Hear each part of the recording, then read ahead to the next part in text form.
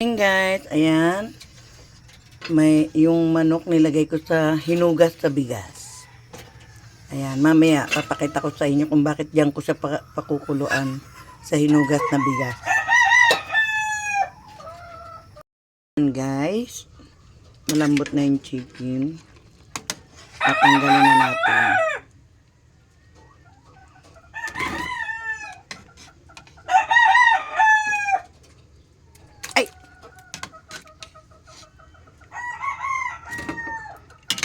Alam nyo ba guys, yung niluluto ko sa araw-araw.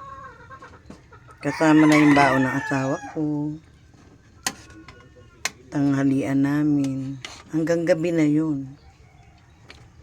Kasi sobrang mahal ang bilihin ngayon. Ito nga lang, magpo 400 na yung pinamili ko.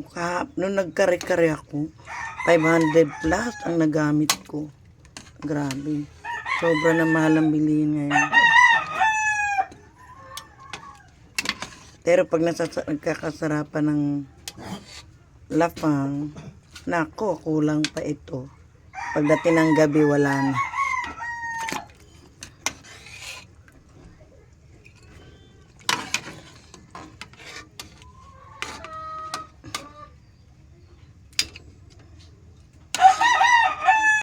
Guys, yung pinakuluan ng manok sa may hinugas na bigas, lalagyan na natin ng rekado. Ayan, kamatis, sibuyas, siling green.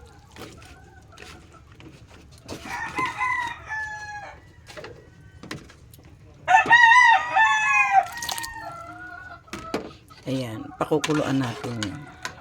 Makatan na natin yung apoy.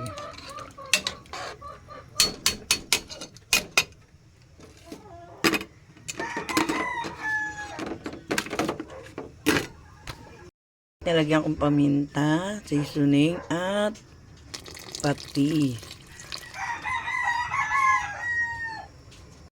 Guys, okay na. Pinakulo natin sa pinaglagaan ng manok na may sabaw ng bigas. Lagay na natin itong gulay. Yan. At siyempre, susunodin natin ang sinigang mix.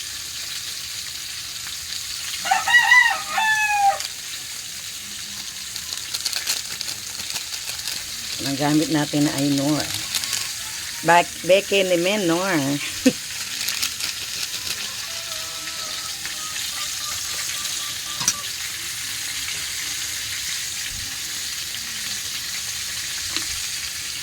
Yan, diba? May soup na tayo, may prito pa tayong manok. Yung pinaglagaan niya, ginawa natin sinigang. Yan guys, titikman natin. Pakuluin lang yan, tikman natin.